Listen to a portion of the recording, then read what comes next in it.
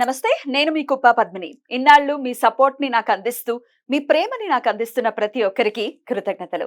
ఇప్పుడు చూడబోతున్న ఈ వీడియో కూడా ఖచ్చితంగా మీకు ఉపయోగపడుతుంది. లైక్, షేర్ అండ్ సబ్స్క్రైబ్ చేసి మీ ఇష్టాన్ని అలాగే మీ సపోర్ట్ ని నాకు అందించండి. అలాగే ఈ వీడియో పట్ల మీ అభిప్రాయాన్ని కమెంట్ సెక్షన్ లో కమెంట్ చేసి నాకు తెలియజేయండి. నమస్తే. Welcome to our channel. నేను పద్మిని. ప్రస్తుతం పాటు వేదిక ఆస్ట్రాలజర్ అవినాష్ దాస్ ఉన్నారు. మాట్లాడదాం. అవినాష్ గారు నమస్తే అండి. నమస్తే అండి. అవినాష్ గారు, బోర్డు మీద ఏంటి మొత్తం నవగ్రహాలకి సంబంధించి రాశారు? What is it? పొద్దున్న లేవంగానే ఏం చేయాలి, ప్లస్ మన ఇష్ట దైవం ఎవరు, ఫస్ట్ ఇష్ట దైవం గురించి మాట్లాడదాం. మన ఇష్ట దైవం ఎవరు అని తెలుసుకోవాలంటే ఫస్ట్ ఎవరైనా కానీ ఒక ఆస్ట్రాలజర్ కి కన్సల్ట్ అయ్యి మీ జాతకంలో ఏ గ్రహం బాగుందో తెలుసుకోవాలి. ఓ, గ్రహం బాగున్న దాన్ని బట్టి మనకి ఇష్ట దైవాన్ని మనం ఉంటారా? అవును, అంతే కదా. ఇప్పుడు మీ గ్రహం ఉంది, ఫర్ ఎగ్జాంపుల్ మీ గురు గ్రహం ఉంది. మీ గురు గ్రహం ఉచ్చ స్థితిలో ఉంది. ఉచ్చ స్థితిలో అంటే మీ గురుగ్రహం వెళ్ళి 5 స్టార్ హోటల్లో కూర్చున్నారు. ఇప్పుడు మీ గురుగ్రహం 5 స్టార్ హోటల్లో వెళ్ళి కూర్చున్నారు కాబట్టి మీరు ఆ గురుగ్రహం దగ్గరికి వెళ్ళడానికి వెళ్ళారనుకో, 5 స్టార్ హోటల్లో అతను ఆర్డర్ ఇస్తాడు. మార్నింగ్ నూడిల్స్ తీసుకురండి, పిజ్జా తీసుకురండి, ఏం ఆర్డర్ ఇచ్చినా రూమ్ కి వస్తుందా లేదా? అదే పూరి గుడికి వెళ్ళారు, ఆ గురువు మీకు ఏం చేయగలుగుతాడు? ఏం చేయగలుగుతాడు బాబాయ్? ఇంత చిన్న కప్పులో కాఫీ ఇస్తాడు, ప్రేమతో ఇస్తాడు. కానీ తేడా ఉందా లేదా? అక్కడ AC room, couch, LCD TV, comforts. ఇక్కడ నేల మీద కూర్చోబెడతాడు, వేడి చాయ్ నేల మీద కూర్చొని తాగుతారు.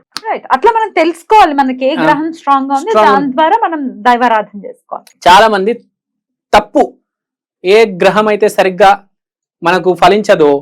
ఇప్పుడు కొంతమంది గురు నీచంలో ఉంటది, సాయిబాబాను ఆరాధిస్తారు, 10 సంవత్సరాలు ఆరాధిస్తారు, ఏం అవ్వదు. 10 సంవత్సరాలు దేవుడికి పూజ చేశాను, నాకేమి రాలేదని చెప్పేసి మతం మారిపోతాడు. ఈ తప్పులు చేయకూడదు. మనకి ఏ గ్రహం కలిసి వస్తుందో ఫస్ట్ అది తెలుసుకోవాలి. ఆదిదేవతని పూజిస్తే మంచి రిజల్ట్స్ వస్తాయి, మీకు జీవితంలో డైరెక్షన్ దొరుకుతుంది, గిఫ్ట్లు కూడా వస్తాయి. మరి డేట్ ఆఫ్ బర్త్ తెలియదండి మాకు, మరి మా పరిస్థితి ఏంటి అనే వాళ్ళ గురించి? డేట్ ఆఫ్ బర్త్ అవసరం లేదండి, చాలా సింపుల్. ఇప్పుడు మీ చుట్టూ గురువులు ఉన్నారు, మీ గురువులు కనిపిస్తే కాలు మొక్కుతున్నారు, మీ గురువులు హెల్ప్ చేస్తున్నాడు జీవితంలో అంటే మీ గురువు బాగుంది. సన్, మీ ఫాదర్ మంచి పొజిషన్ లో ఉన్నారు, మంచి మాటలు చెప్తారు, మీ సన్ స్ట్రాంగ్ ఉంది. మర్క్యూరీ, మీ ఫ్రెండ్స్ మీ జీవితంలో హెల్ప్ చేశారు అంటే మీ బుధుడు స్ట్రాంగ్ ఉన్నాడు. జస్ట్ కామన్ సెన్స్ తో కూడా మనకు తెలిసిపోతుంది. వాడు ఒకడు ఉంటాడు జీవితం రోజంతా నెగిటివ్ మాట్లాడుతూ ఉంటాడు, గురువు నీచంలో ఉంటది, సాయిబాబాని పూజిస్తాడు, వాడు ఏమవుతుంది? వాడికి దత్తాత్రేయని పూజిస్తాడు, దక్షిణమూర్తిని పూజిస్తాడు, ఏమి కాదు, సెట్ కాదు, అది రిజల్టే ఇవ్వదు, ఇంకొంచెం నెగిటివ్ జరగొచ్చేమో. ఆ కర్మలు తొలుగుతాయి కదా, ఆ కర్మలు తొలుగుతూ ఉంటాయి, ఇటు పూజిస్తూ ఉంటాడు, కర్మలు తొలుగుతూ ఉంటాయి. ఇదేంటి నెగిటివ్ మీద నెగిటివ్ జరుగుతుంది, మతం మారిపోతాడు, ఇంకా మొత్తానికి పోతుంది. అప్పుడు కరెక్ట్ డైరెక్షన్ లో వెళ్ళాలండి. నువ్వు విజయవాడ వెళ్ళాలి, నువ్వు బాంబే రూట్ పట్టుకుంటే ఎట్లా? విజయవాడ వెళ్ళాలంటే ఏ ట్రైన్ పట్టుకోవాలి, నెల్లూరు వెళ్ళాలంటే సింహపురి పట్టుకోవాలి కదా. ఏ ట్రైన్ పట్టుకోవాలో మనకు తెలుసు. ఇప్పుడు సంఝోతా ఎక్స్ప్రెస్ పట్టుకుంటే నువ్వు పాకిస్తాన్ బార్డర్కి వెళ్తావు, నువ్వు సింహపురి పట్టుకొని నెల్లూరు వెళ్ళు. ఏ ట్రైన్ ఎక్కాలి, నీకు ఏ ట్రైన్ ఎక్కాలో తెలియదు, నువ్వు ఎట్లా పోతావు చెప్పు? ఇది అంతే. సరే, ఇప్పుడు పొద్దున్న లేవంగానే మన రొటీన్ లో ఏం చేయాలి? సో ఫస్ట్ గురువు బాగుంటే మనకు సాయిబాబా, దత్తాత్రేయ, దక్షిణామూర్తి, తారామాతకి పువ్వులు 2 అర్పించి పూజ చేసి 5 మినిట్స్ అదే కొంచెం ఫ్రెష్ అయిన తర్వాత చాలా మంచిది, ఆ గురువు జీవితంలో గైడ్ చేస్తాడు. నెక్స్ట్ మార్స్ అంటే ఫైర్. సో చిన్న దీపం వెలిగించండి ఆంజనేయ స్వామి ముందు, చాలా మంచిది. బగాలముఖి ముందు చాలా మంచిది, very very good. Mars strong ఉంటే. నెక్స్ట్ మూన్ అంటే వాటర్, శివుడికి జలాభిషేకం చేయండి చాలు. తర్వాత వీనస్ అంటే లక్ష్మీమాత దగ్గర దండం పెట్టుకొని అక్కడ లక్ష్మీమాత దగ్గర డబ్బులు, పర్ఫ్యూమ్ పెట్టడం, తెల్లని వస్త్రాలు పెట్టడం చాలా మంచిది, లక్ష్మీమాత ఆరాధన చేయాలి. నెక్స్ట్ సాటర్న్, శని అంటే వాకింగ్ చేస్తే మంచిది, ప్లస్ మన వెంకటేశ్వర స్వామి, బాలాజీ ఆరాధన చేసుకుంటే చాలా మంచిది. సో తర్వాత రాహు అంటే దుర్గామాత, చిన్నమస్త. ఫస్ట్ వీళ్ళు పొద్దున్న లేచి అద్దంలో మొహం చూడాలి, దుర్గా ఆరాధన చేయాలి, ప్లస్ చిన్నమస్త మంత్రాలు ఉంటే అవి కూడా జపించుకుంటే చాలా మంచిది. తర్వాత కేతు అంటే ఇంకా చెప్పనక్కర్లే, విఘ్నేశ్వరుడు. పొద్దున లేచి జై శ్రీ గణేష అని చెప్తే చాలు, నిత్యం పూజ చేసుకుంటే చాలా మంచిది. Hmm. తర్వాత సూర్యుడు బాగున్నాడు, పొద్దున లేచి సూర్య నమస్కారాలు చేసుకోవాలి. Wake up early is also a very good habit. పొద్దున కంపల్సరీ లేవాలి వీళ్ళు. సూర్యుడు బాగున్నాడు అని చెప్పి లేట్ లేస్తే ఆ మంచిగా ఉన్న సూర్యుడు కాస్త బ్యాడ్ పాడిపోతాడు. మరి అలాంటప్పుడు మరి బ్యాడ్ గా ఉన్నప్పుడు సూర్యుడు ఒకవేళ నీచంలో ఉండటమో వ్యయంలో ఉండటం అట్లాంటివి చూడండి, ఇప్పుడు మీ ఫ్రాంక్ గా చెప్తాను నేను, మీ సూర్యుడు బాలేడు, మీరు పొద్దున్న లేస్తే మీ కర్మలు తొలుగుతాయి. లేవచ్చా మరి? అదే చెప్తున్నా. జూపిటర్ నీచంగా ఉంటే మనం ఏం చేసినా పనవదు అంటున్నారు కదా, అదే పరిస్థితి సూర్యుడికి ఉంటే? అదే చెప్తారు. ఇప్పుడు ఏ గ్రహమైన బాలేదు కానీ మీరు దాన్ని పూజిస్తున్నారు, ఆరాధిస్తుంటే మీకు కర్మలు తొలుగుతాయి, అంటే నెగిటివ్ ఈవెంట్స్ జరుగుతాయి అని ముందే చెప్తున్నా. కానీ నెగిటివ్ తర్వాత అది న్యూట్రల్ లోకి వెళ్తుంది, తర్వాత పాజిటివ్ లోకి వెళ్తుంది. మీకు అంత ఓపిక ధైర్యం ఉంటే చేయండి, లేకపోతే ఆ జోలికి వెళ్ళొద్దంట. మీ సూర్యుడు బాలేడు, వదిలేండి, నీ పన్ను చేసుకో, నీకు ఏ టైంకి లేస్తావో లే, సూర్య నమస్కారాలు వద్దు ఇంకా నీకు. సరే పెట్టుకుంటానంటే ఒక్కసారి పెట్టుకుని జరిగిపో.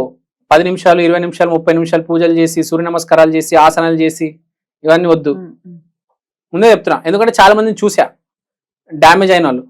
అయ్యో, సూర్యుడు తండ్రితో పడదు, నువ్వు పొద్దున్న సూర్య నమస్కారాలు చేస్తే ఏమవుతుంది, ఆ రోజు మీ నాన్నతో పెద్ద యుద్ధమే జరుగుతుంది నీకు. మనకు తెలుస్తుందా ఒకవేళ తెలిసిపోతుంది జరుగుతుంటే? ఓకే, మనం ఏదో ఆరాధనలో సూర్యుడు బాలేస్తే నాన్నతో ఆటోమేటిక్ రోజు గొడవ ఉంటది. వాళ్ళకి నాన్నకి పడదు ఫస్ట్, లేకపోతే నాన్ననే ఉండడు. సో అదే అంటున్నా నేను. సో దీన్ని బట్టి అర్థం చేసుకోవచ్చు అది. సో నవగ్రహాలు పట్టి మన జీవితం అంటే కష్టమే కాదు, అప్పుడప్పుడు తెలివితేటలు కూడా వాడాలి. డెఫినెట్లీ తెలివితేటలు లేకుండా ఎట్లా? అది స్మార్ట్ గా మనం యాక్ట్ చేయాలి, డెఫినెట్ గా చేయాలి. సో తప్పు దారిలో వెళ్ళొద్దు అంట నేను, కరెక్ట్ దారిలో వెళ్ళండి. అది ఇప్పుడు కొంతమంది అడుగుతారు, ఏంటండి మేము నవగ్రహాలు ఉన్నాయి కదా అవన్నీ కాదు, నవగ్రహాలు కలిపి చేయాలనుకుంటున్నామంటే లింగ భైరవి, చండి వీళ్ళు అన్ని గ్రహాలకి ఆరాధ్య దైవం కాబట్టి మీరు పొద్దున లేచి భైరవి మాతకి పూజ చేస్తే నవగ్రహాలు యాక్టివ్ అవుతాయి. స్లోగా ఇప్పుడు ఇండివిజువల్ ఆరాధన చేయట్లేదు కాబట్టి అన్ని గ్రహాలు పాజిటివ్ గా స్లోగా హ్యాపీగా ముందుకెళ్తాయి. మీకు ఏ గొడవ లేకుండా లైఫ్ బ్యాలెన్స్ గా ఉంటది అనమాట. అన్ని సమకూలంగా ఉంటాయి, అందరి దేవతల అనుగ్రహం ఉంటది, ఒక దిశలో వెళ్తారు, దిశ లేకుండా ఉండిపోరు. ఇప్పుడు ఏమవుతుందంటే తప్పు గ్రహానికి పూజించడం కంటే నవగ్రహాలకి పూజిస్తే ఒకళ్ళు తప్పు చూపించిన ముగ్గురు కరెక్ట్ డైరెక్షన్ లోకి తోస్తారు. So safe and secure but little slow. So ఇప్పుడు మనకు తెలుసు కొంతమంది చండీ హోమం చేయిస్తారు.